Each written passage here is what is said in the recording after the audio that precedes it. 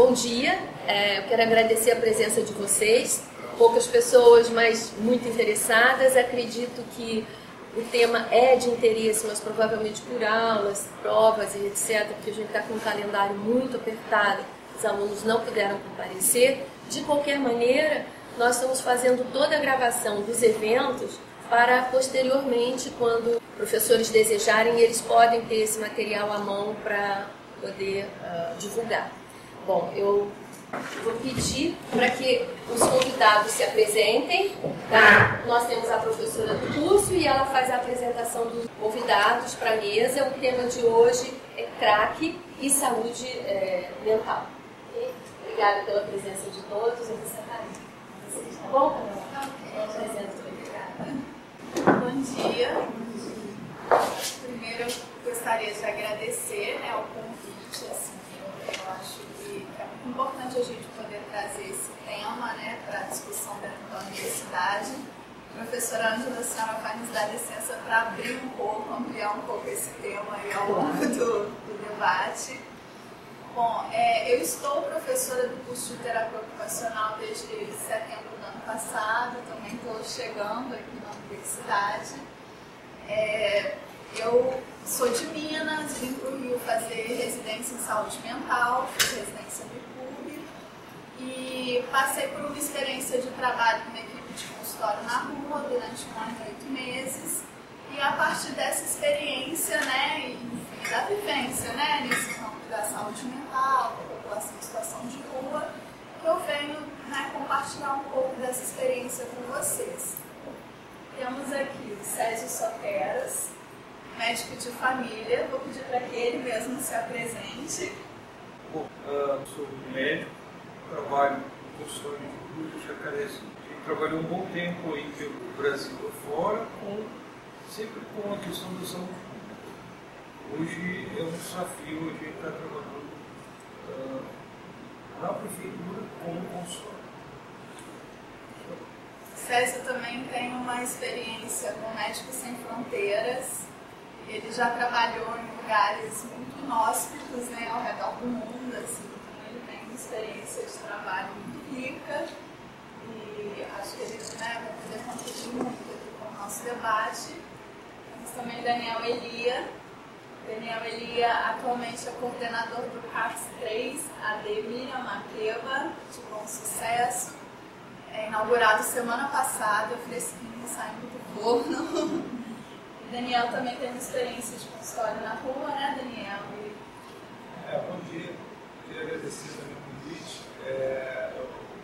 Esse tema, crack e saúde mental, acho que a gente vai falar sobre isso. É um tema interessante, assim, a gente pensar por que dessa associação entre crack e saúde mental, onde que a gente pode fazer um bom uso disso ou não, desse tipo de associação. Eu acho que isso é interessante. Eu sou psicólogo, me formei aqui na UFRJ, depois eu fiz residência em saúde mental. Eu trabalhei em alguns serviços de saúde mental, experiência sempre no campo da saúde mental, e no ano passado eu trabalhei no consultório na Rock Center, que é um serviço de atenção básica, mas sempre também, do ponto de vista, eu acho que eu não consegui muito diferenciar disso, mas como técnico de saúde mental no consultório na rua. Então, hoje eu sou diretor do CAPS, e é um prazer estar aqui falar disso. Se quiser explicar para mim, acho que Bom, o Césio vai começar com uma apresentação que ele preparou para a gente. Passo a palavra para ele. eu acho que eu me perdi um pouco não sabia que tinha os profissionais aí, seguros, e a Karen pediu para mim preparar alguma coisa para vocês. Aí a gente começa então uma viagem. Vocês todos devem conhecer tarô. Acho que a maioria daí já ouviu falar em tarô, já conhecem tarô. O tarô é dividido em cartas, arcanos maiores, arcanos menores. Então hoje a gente vai falar assim sobre os arcanos maiores. O tarô foi desde o século XV, século XVI, se adaptou a alguma coisa que tinha dos egípcios. E em 1910 se fez uma releitura daquilo e produziu, através dos desenhos, né, de Pamela, a gente reorganizou aquele conhecimento todo.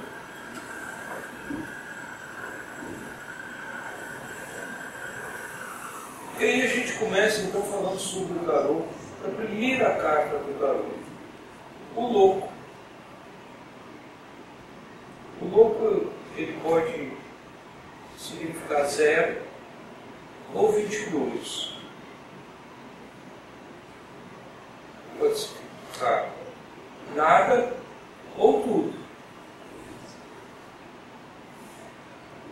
Então, é a única carta do tarô que não tem número. Não é nada. Não tem movimento. E essa carta, ela representa um jovem, um vagabundo, que caminha ao som de uma flauta, olhando por uma borboleta. Vou voltar. E que traz nas costas uma trouxa. E que tem nos seus pés um cachorro. Esse é um tarô de 1910. O que essa carta, assim, qual o simbolismo que essa carta tem? O cão está ali para avisar ele de qualquer situação, né? Que ele não está percebendo a vida. Ele está distraído. Simboliza um total desprendimento da matéria. É uma história que ele vai viver, que ele desconhece.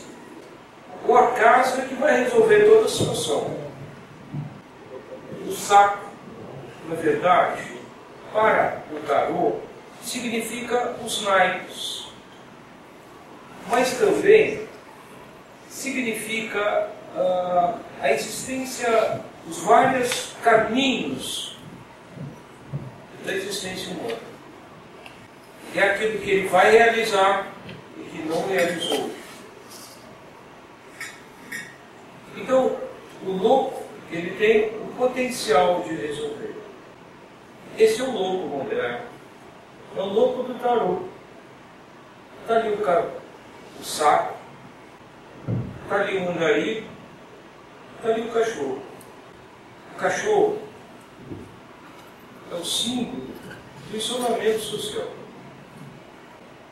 Então vemos vários loucos hoje em dia, sempre acompanhados do seu saco, cheio de sonhos, cheio de coisas para serem realizadas. Esse louco também pode ser o bonito. E é o 0, é o nada. É o bonito. Aí a gente vai para uma segunda carta, o mago. O mago é aquele que transforma as coisas. Então, o saco que estava nas costas do louco, agora está na mesa do mago, aquele cantinho com todo o material aberto. O mago é o potencial de começar as coisas e botar aquilo em prática. Mas o começo é o louco, é o 0. O mago é o 1.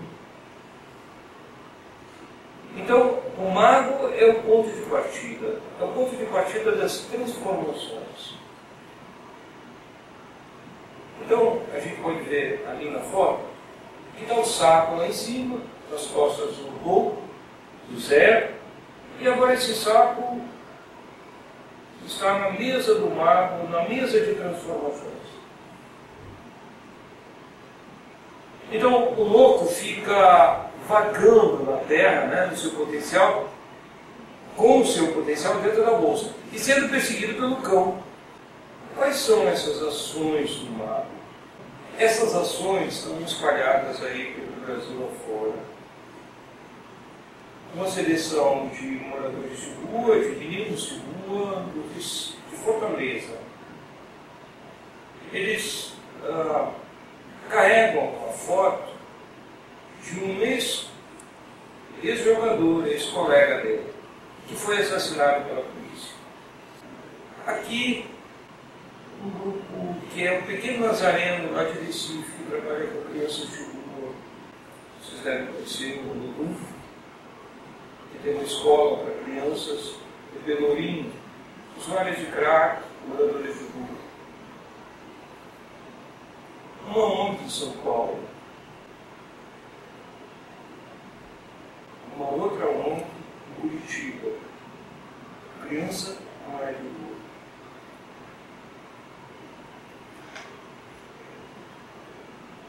Os missionários em Porto Alegre, com as crianças de rua. Agora a gente vai assim falar do mago na nossa sociedade, de sua mesa, transformando as coisas. Esse é o mago moderno, fazendo transformações.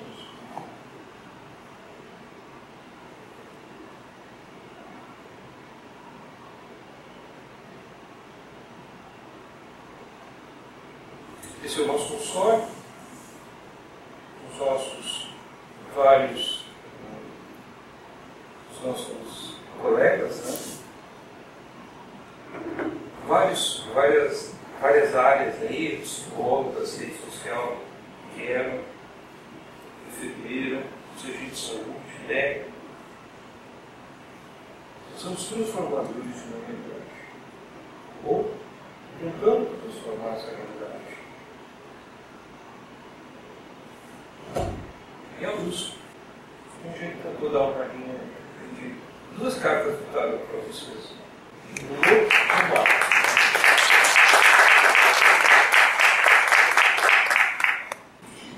Bom, pessoal, nós trouxemos também para disparar a discussão, porque a proposta é que vocês participem também, um vídeo, né, para a gente poder pensar um pouco nesse assunto. É um vídeo de 20 minutos. Então eu vou colocar aqui para rodar e depois a gente abre para o diálogo, tá bom? Para a pessoa sair da rua, ela vai ter que mudar o padrão de vida. E tem muitos que não querem, já estão acostumadas, se acostumam. Na verdade, o que eu vou dizer, resumindo, a rua vicia.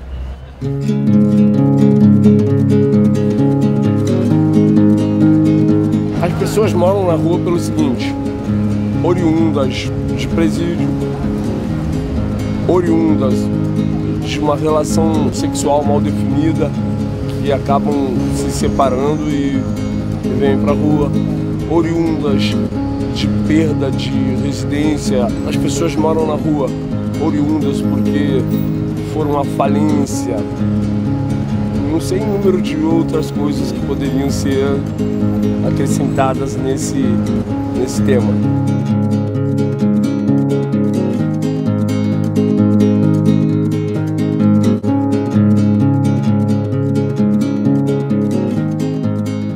A população de rua tem a figura clássica do mendigo, tem a figura clássica do menino de rua, mas se a gente se aproxima, chega perto, a gente vê que tem vários modos de estar na rua que geralmente são categorizados por população de rua.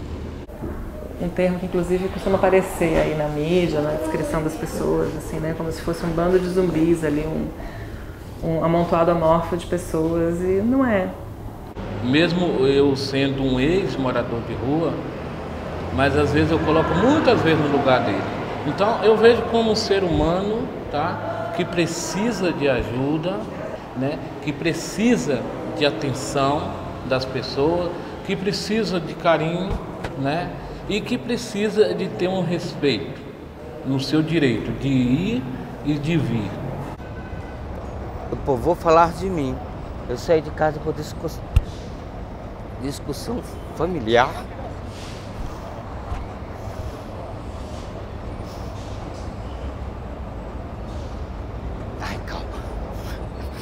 discussão familiar e agressão verbal. A rua acaba virando lugar do que não tem lugar na cidade, né? Então, por questões econômicas, por questões subjetivas, pelas mais variadas questões, acaba que essas pessoas que perderam esses vínculos, esses lugares, elas acabam indo para a rua. A população de rua numa cidade é a população mais estranha, mais estrangeira, mais diferente dentro da cidade. Mais diferente no modo de viver, de morar. É uma população que é mais distante dos padrões da cidade. A gente chama de um estranho íntimo, né?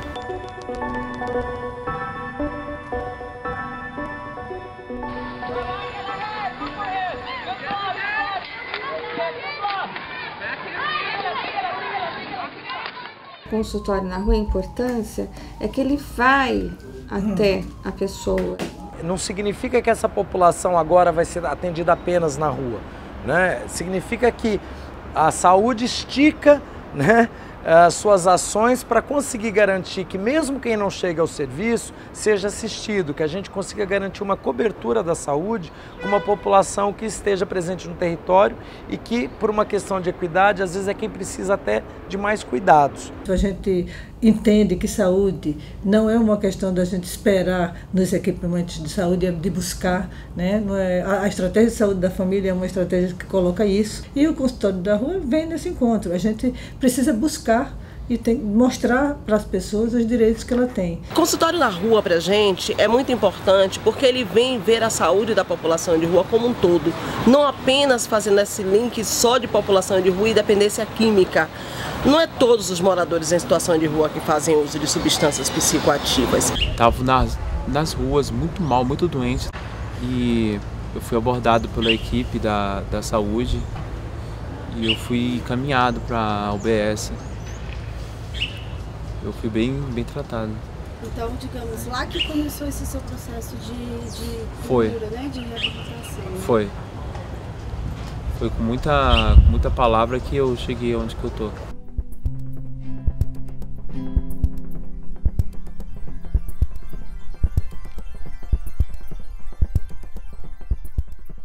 O consultório na rua, ele é uma possibilidade para o SUS.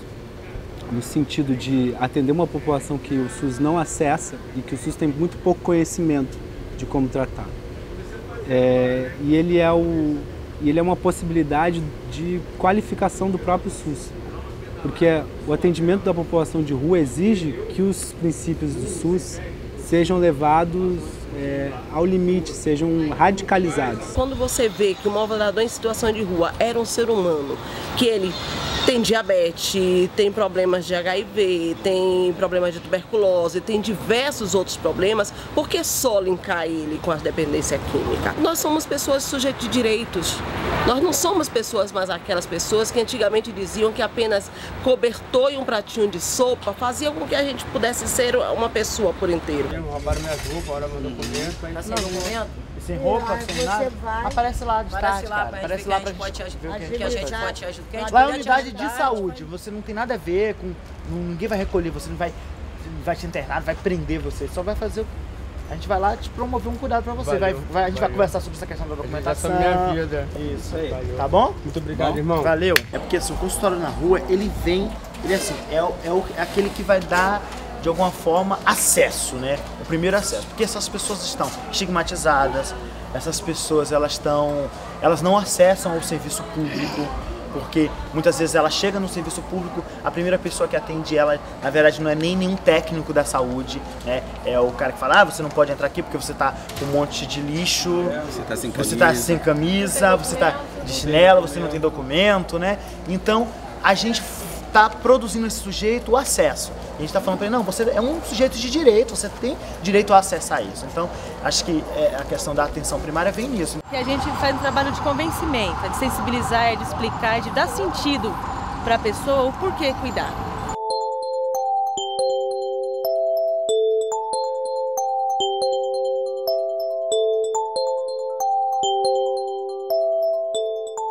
quando você os acolhe, quando você os recebe de uma forma sem preconceito, de uma maneira que eles se sintam confortáveis, que você não está julgando, o vínculo se estabelece e em cima disso você pode começar um plano terapêutico em relação a esse usuário. Você se sentir seguro é muito importante para o dependente químico, porque a única coisa que ele não tem é segurança e nem confiança em ninguém. O vínculo é necessariamente processual e baseado em confiança, né?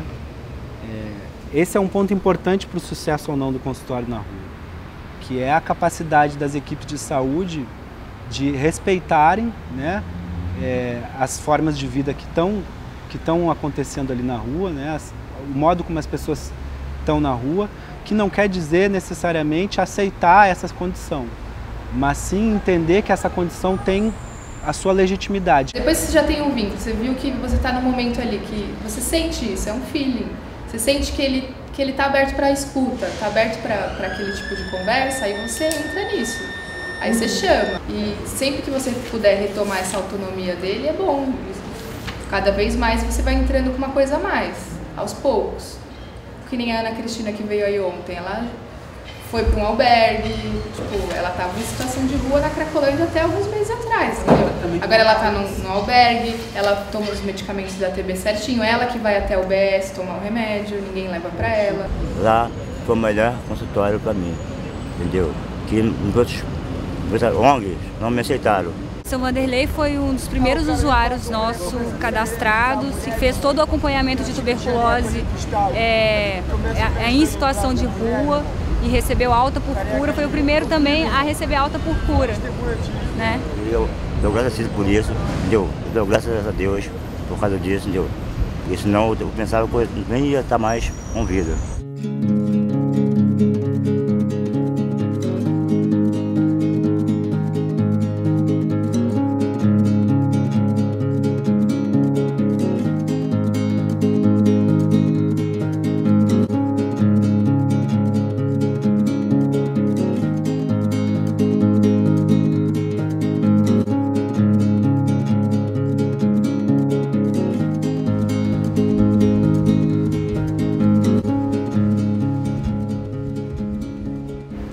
Na rua é a atenção básica. Ele é a atenção básica por quê? Porque ele vai estar perto do território onde as pessoas vivem, né? E porque ele vai se preocupar com essa continuidade, né? Ele vai se preocupar em ser referência para essas pessoas no que diz respeito à saúde. Tudo que uma equipe de PSF faz, a gente faz. Entendeu? Por exemplo, acompanhar pré-natal, a gente faz. Tuberculose, qualquer equipe de PSF, qualquer bairro trata tuberculose. Tudo isso a gente faz o mesmo trabalho. Eu acho que tem que cada vez mais assumir, sim, enquanto um consultório na rua, enquanto um serviço da atenção primária, mas sem perder de perspectiva de que é um serviço que lida com situações super complexas. O que adianta eu poder passar uma ideia de que ele precisa tomar um antibiótico, uma medicação sequencial, se sequer ele vai conseguir projetar o que ele vai fazer na semana seguinte, porque ele precisa resolver nesse dia, aqui agora, onde eu como hoje, onde eu durmo hoje. Eu acho que é também atenção básica, mas eu acho que também que envolve todas as secretarias, vamos dizer assim, né?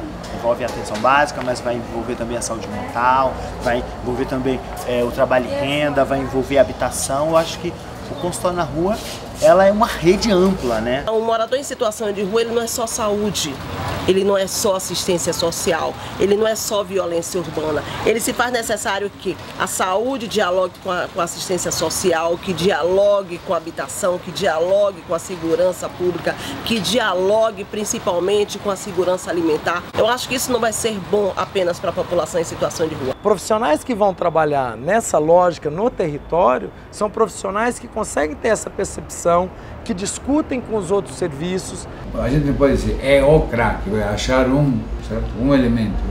Não existe isso. Drogas são um conjunto, muita coisa, de circulação. Então a saúde é uma entrada no problema. É uma entrada, mas ela precisa ter uma rede de apoio grande, certo? Então ela faz o trabalho mais difícil, que é chegar no coração deles.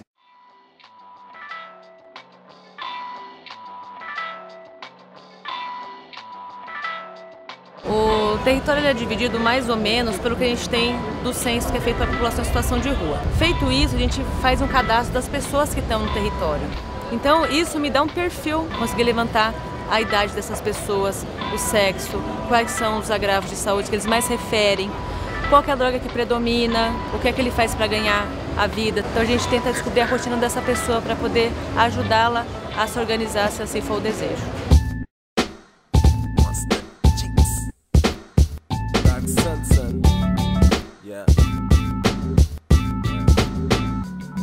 Já passa meia hora de uma hora qualquer. Eu devia estar em algum lado. Acho que estou atrasado, mas venha quem vier. Eu vou estar preparado e venha quem vier. Eu vou ser educado. Nunca tive obediência para me encaixar na sociedade, mas já não tenho idade. Então essa visão que o povo tem, assim, de que eles são violentos, que são todos ladrões, de que às vezes não corresponde muito, né? Às vezes não. Tem uns deles que eles pegam, eles ficam nervosos, porque acho que eles já usaram as drogas, né? Aí acho que é o momento deles, acho que não cabe a gente mexer com eles, que estão vivendo aquele momento deles ali, então... Nós fazemos a parte da manhã, todos os dias, né? Tem que ser visitas praticamente diárias. E na parte da manhã, principalmente, porque nem sempre o pessoal está em condições à tarde de responder perguntas. Isso daí. Até mesmo trazer o usuário para a unidade é um exercício importante de cidadania, de garantia de direito. Além disso, a rua permite outros tipos de atuação, né, em promoção de saúde, ações educativas, que são fantásticas, assim, que promovem uma integração, um vínculo com os usuários e que a gente tem que apostar nisso. A gente já cantou violão no meio da cena de uso e os jovens começaram a cantar música popular brasileira, então eles se identificavam com aquilo ali e começaram a fazer aquela roda e com isso a gente começou a entregar os insumos e vendo a demanda de cada um. Então nosso trabalho é mais ou menos assim, a gente conhece a cena e tenta ver qual o trabalho que a gente pode utilizar propriamente nessa cena. A função do poder público é primeiro ter uma posição neutra de saúde em favor da vida. Na dúvida, pelo menos vamos cuidar dessas pessoas. Reduzir o dano quer dizer isso. O trabalho de redução de danos é um trabalho que pode ser incorporado, né, junto com o nosso trabalho e ajuda muito, porque eles têm essa capacidade de estar orientando as pessoas sobre o uso, não coibindo tanto, nem reprimindo. No início a gente tinha muita dificuldade com a polícia, com a segurança, porque o trabalho com a população de rua não era entendido como direito. Não pode resolver problemas complexos com respostas simples, simplificadas. A atenção básica, ela tem uma função muito importante, porque assim como ela opera na rua, ela opera no território onde as pessoas moram. É uma possibilidade do SUS se rever, né? Rever a maneira como está se organizando e a maneira como pensa território, a maneira como pensa os padrões de vida saudáveis. A gente precisa oferecer práticas que consigam, a partir dessa leitura, produzir respostas mais eficazes, respostas que sejam capazes de oferecer uma atenção de fato integral.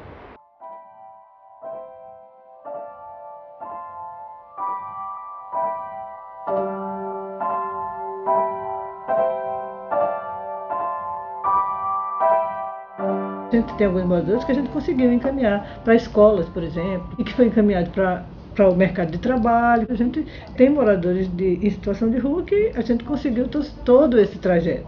Hoje eu estou sarado da tuberculose, estou com todos os meus documentos, faço curso de construção civil e reconquistei a confiança da minha família. Assim que eu puder, eu posso voltar para o Rio de Janeiro nos braços da minha família. Onde nós tínhamos atendimento de saúde mental e interferência com drogas, enfim, com situações de risco, diminuía a violência. Se você cria ilhas de paz, é muito importante o que a atenção básica em geral pode chegar a atingir.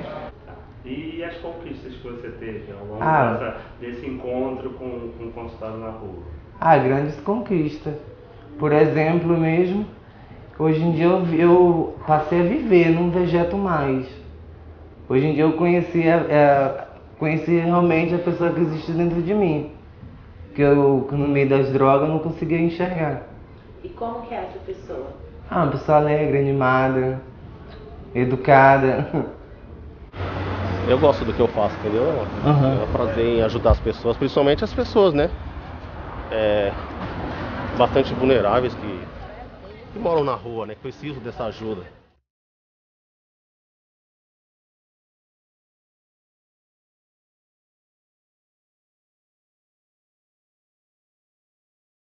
Numa cidade onde todo mundo vive junto, tu ter uma população em condições de saúde muito precárias, isso é ruim para aquela população e ruim para toda a cidade, né? A gente vai ganhar uma população com mais saúde, com menos doenças, menos transmissão de doenças, menos acidentes, menos mortes, menos óbitos. É isso que a saúde vai ganhar. A cidade ganha. Com o consultório na rua, a cidade ganha. E eu acho que todo mundo está aguardando uma nova fase, onde seja realmente o consultório na rua como a rede operando. E por isso, esse é outro lado da história, né? A insistência. A insistência. A gente não tem a esperança de que vai, né? Mas tem insistência. Os profissionais, eles estão aí para te ajudar.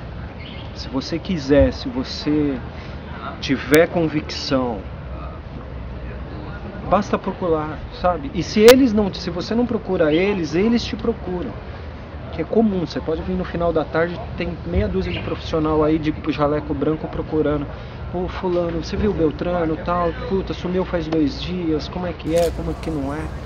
Então existe uma preocupação, existe um trabalho muito bem feito por trás. Eu acho que o consultório na rua está sendo um marco na história de atenção a essa população. Eu fico emocionada de ver o quanto que a gente avançou na garantia de direitos e que a população de rua é pauta das discussões hoje. É isso. A rua tem um poder de evidenciar coisas. Ela não é um mundo fora do nosso mundo. E a rua vai exigir que a gente tenha, por exemplo, um entendimento integral, onde saúde física e saúde mental não se separem, né? A rua vai exigir que o SUS funcione em rede. A rua vai exigir que uma equipe funcione como uma equipe, construa o seu trabalho coletivamente. A rua vai exigir que a gente entenda o território de uma outra forma, né? Acho que é isso. Eu aprendi a sentir prazer em outras coisas que não fosse a droga. Eu comecei a encontrar prazer em conversar com o próximo, em ajudar o próximo. Eu comecei a sentir prazer em jogar uma bola, em jogar um dominó. Em coisas simples da vida eu comecei a sentir mais prazer de que se fosse eu usar uma droga de preferência minha.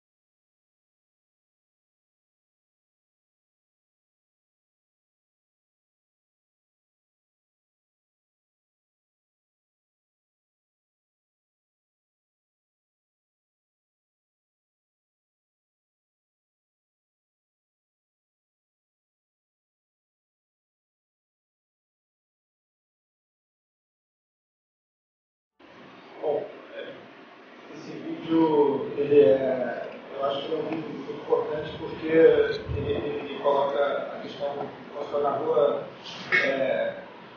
central, né, da discussão da questão dos drogas, né, e do acesso. Acho que o principal tema assim, né, do vídeo é a questão do acesso. E eu fico muito feliz de ver esse vídeo novamente com vocês, porque o consultório na rua passa por nós três, né, os três, a gente trabalha em centros, no Jacaré, e acho que é muito marcante na vida de quem trabalha no consultório na rua a passagem desse tipo de serviço.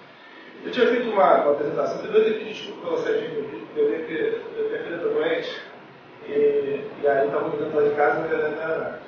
Então, beleza, saidinha.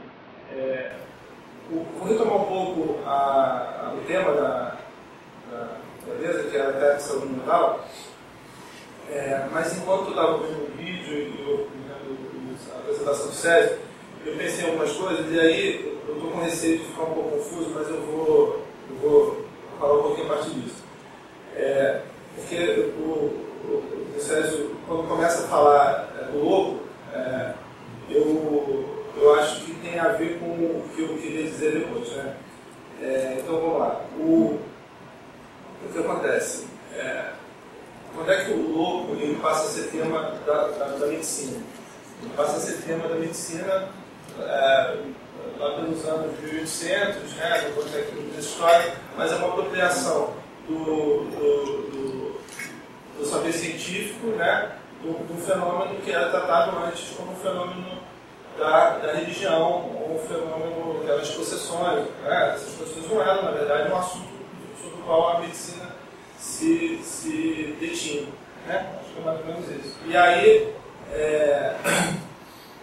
isso me fez pensar, assim, que quando a gente fala em crack de saúde, a gente também fala de uma certa apropriação de uma coisa que não era exatamente assunto da saúde, ou era de um outro modo, e passa a ser de uma forma bem específica de um viés da saúde mental.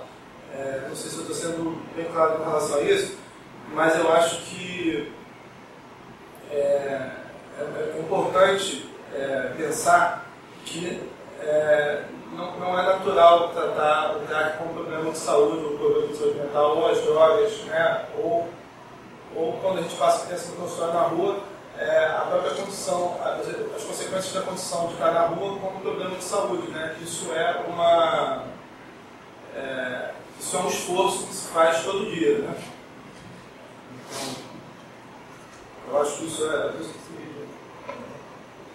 e aí, por que eu estou falando isso? Porque é muito difícil e é um esforço diário. Bom, então vou seguir aqui mais ou menos agora já dentro da minha apresentação. O que acontece? A droga, né, ela é tratada como algum assunto ela é tratada a partir do momento que a gente está nos CAPs, na rua, como assunto da saúde mental. Mas ela está sendo também, ao mesmo tempo, pela sociedade, ela está sendo tratada por diversos campos. A justiça, né? Tem uma secretaria hoje, a Secretaria Nacional de Antidrogas, que tem uma defesa importante no que acontece com os usuários de droga no Brasil. A assistência social, por exemplo, no Rio de Janeiro, que faz recolhimento sobre a população de rua, leva para os abrigos, mas também, né, faz, de alguma outra forma, gera acesso a alguns direitos sociais e tudo mais.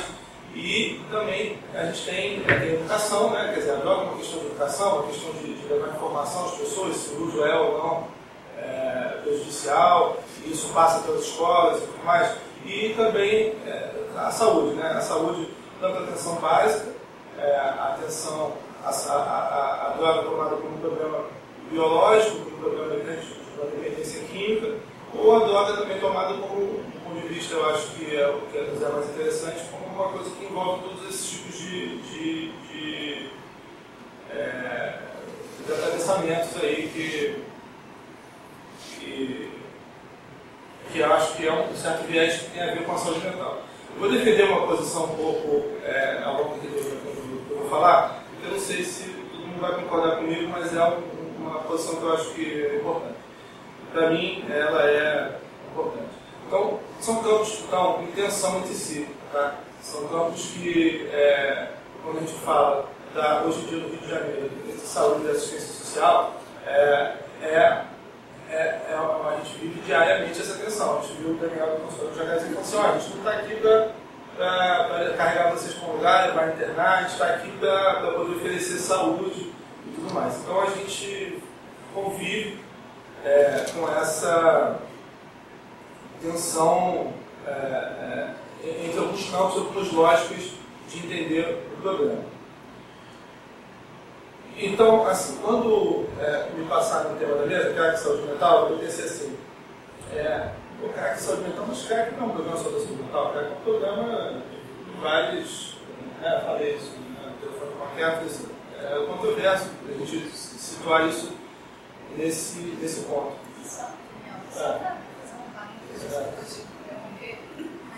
Semana passada eu estava preparando uma aula e fazendo uma retrospectiva das políticas de droga no país.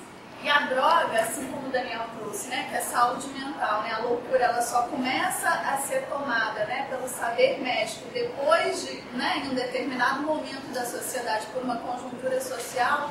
A questão da droga também só é tomada, né, pela sociedade na década de 20.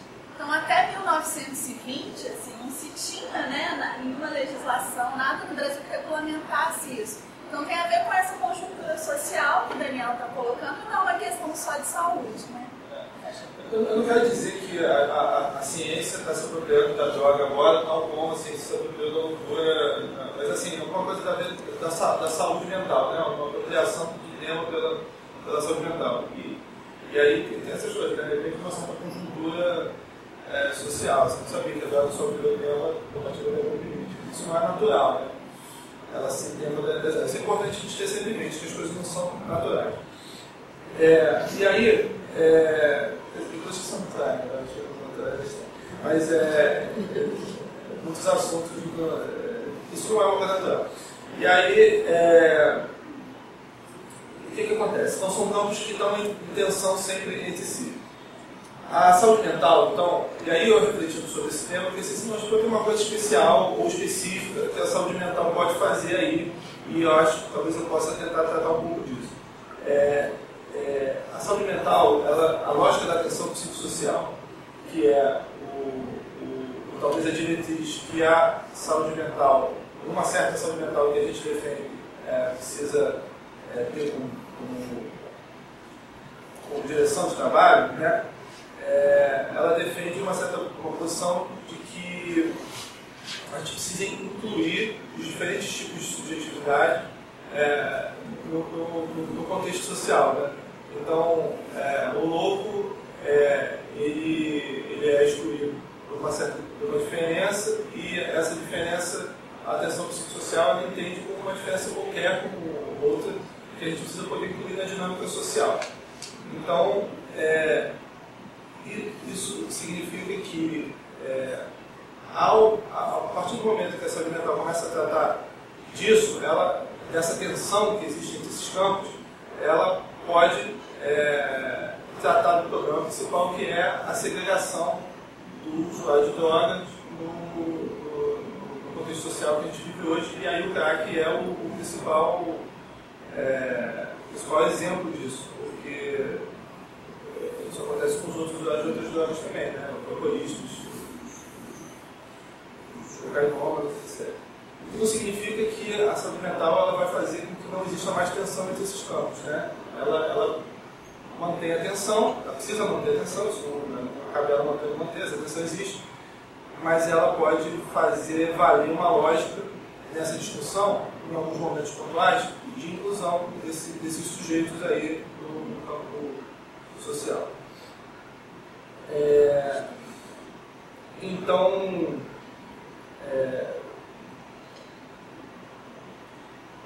assim, vocês são alunos de terapia ocupacional, fonoaudiologia, mais ou menos isso? Assim, quando eu falo de atenção psicossocial, é muito estranho para vocês esse termo? Não, é uma coisa que eu já tenho aprendido na universidade, porque na época que eu fiz não faz muito tempo, era muito pouco discutido esse tema. nesse sentido, a saúde mental, quando se apropria do tema CAC, passa a se apropriar, tentar se apropriar, eu acho que é uma coisa importante sim. Como estratégia política e como estratégia clínica, mais do que como entender que naturalmente o problema CAC é um problema da saúde mental. Estava ouvindo o pessoal falar aqui no vídeo sobre a atenção básica, e eu acho que ela funciona, né, tem sido cada vez mais evidente que funciona na rua é um serviço de atenção básica.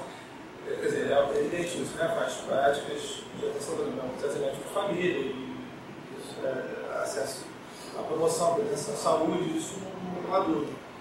Mas também não é próprio, aí se eu estiver errado, vocês podem corrigir, mas também não é próprio da atenção básica, como da atenção mental nada, assim, necessariamente um trabalho inclusivo. A gente tem uma atenção básica no Rio de Janeiro que ela cresce, hoje em dia se expande, né, pela Prefeitura do Rio de Janeiro, sem necessariamente incluir as pessoas, né, que estão com maior vulnerabilidade nesse sistema de atendimento. Então, quando o consultório na rua ele vem, ele nasce, me parece muito que ele nasce para poder dar acesso a quem não está tendo acesso pelos meios convencionais de atenção básica, né? A clínica da família do Jacarezinho poderia estar atendendo os não domiciliados, mas isso não tem acontecido. Isso não acontece no Rio de Janeiro de forma geral, acho que nos outros lugares não tem conhecimento dessa forma. Então, o consultório na rua é um serviço, assim, por dizer, que ele não necessitaria existir se as clínicas da família pudessem, se a atenção básica pudesse funcionar necessariamente de forma inclusiva. Então, a atenção básica, ou a saúde mental, ou qualquer uma dessas coisas, precisa ser tocado por essa lógica de inclusão e de sustentação de que essas diferentes subjetividades elas possam ser não segregadas. E aí eu acho que é uma estratégia política, assim, a saúde mental se dedicar a isso, porque ela tem hoje, da forma como ela se constitui, isso talvez forte, né? Poderia não ter, né? Se a gente tivesse cuidado dos manicômios, a saúde mental poderia ser totalmente manicomial, e isso não está incluído. Então, também não é natural da saúde mental, mas ela faz parte do que ela é hoje como força política de compreensão, né, da sociedade. E a clínica também, no sentido de que a gente pode sustentar uma lógica de que o tratamento da droga não é em cima da droga exatamente. Ela é clínica no sentido de que a gente pode sustentar o tratamento na lógica da redução de danos. Estou falando de alguns termos que eu também não sei se vocês sabem bem o que é. A redução de danos é não tratar o problema da droga, o problema do usuário de droga como problema de droga, né? A droga faz parte do contexto da vida dele, entra num certo lugar, e isso faz com que a nossa finalidade de tratamento não é a abstinência, né? Ela pode vir ou não.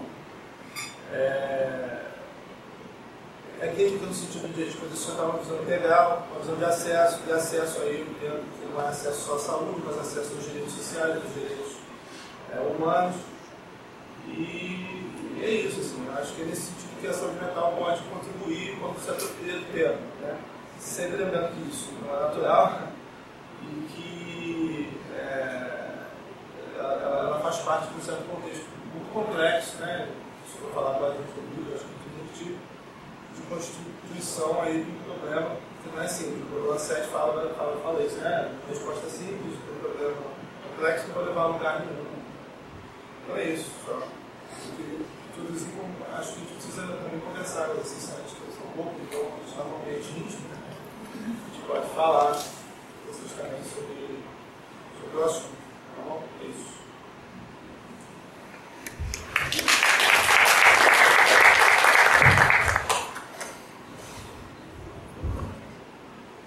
Obrigada, Daniel, pelas suas contribuições. Bom, eu acho que o importante, né, a importância da gente trazer esse tema aqui é justamente chamar vocês para essa conversa. Quando eu entrei, né, para a docência aqui na UFRJ, ainda trabalhava no consultório na rua, a minha maior motivação, meu maior desejo assim, era trazer esse tema para ser discutido dentro da universidade. E eu me surpreendi quando eu cheguei aqui e vi o quanto ele ainda é pouco discutido, ele é pouco difundido. E eu pude descobrir isso, tenho descoberto, né, através da supervisão de estágio, né, com as alunas, assim, e a curiosidade que elas apresentam em campo me estimulam bastante a trazer esse tema. Aqui a gente tem telefone, então, se a gente pensar, né, que o SUS, hoje ele representa o maior empregador das profissões, né, da área da saúde, eu acho que na formação, principalmente numa universidade pública, a gente não pode esquecer de tratar, né, desse assunto durante a graduação. Hoje acontecem iniciativas, né, parcerias do Ministério da Saúde com o Ministério da Educação, tem o ProSaúde, vocês já ouviram falar em ProSaúde? Já, né? Não? O ProSaúde é um programa, é uma parceria entre o Ministério da Educação e o Ministério da Saúde, que tem como proposta aproximar a formação do aluno da graduação com a realidade do SUS. Porque muitas vezes o que a gente aprende na graduação, como o Daniel disse quando ele estudou, a lógica da atenção psicossocial ainda não era muito difundida, né? Não era tema de aula, assim.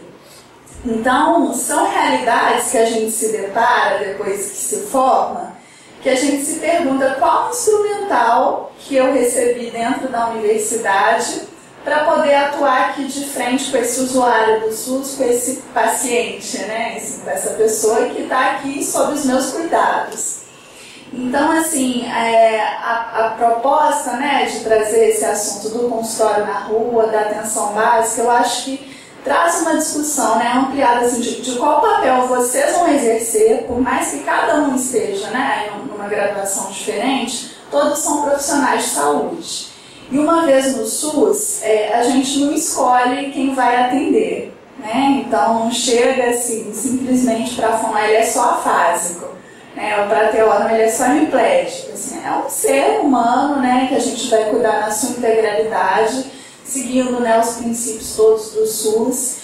Então, assim, esse tema é um convite, né? Eu espero que vocês, que a gente tenha conseguido afetar vocês minimamente para poder participar dessa discussão, e a palavra está aberta. A vida de vocês como consultório de rua dentro desse município, tem alguma ideia de alguma coisa que vocês estejam fazendo? Abordando, discutindo. Vida da gente dentro do município. Esses dias, assim, perguntaram pra gente, né?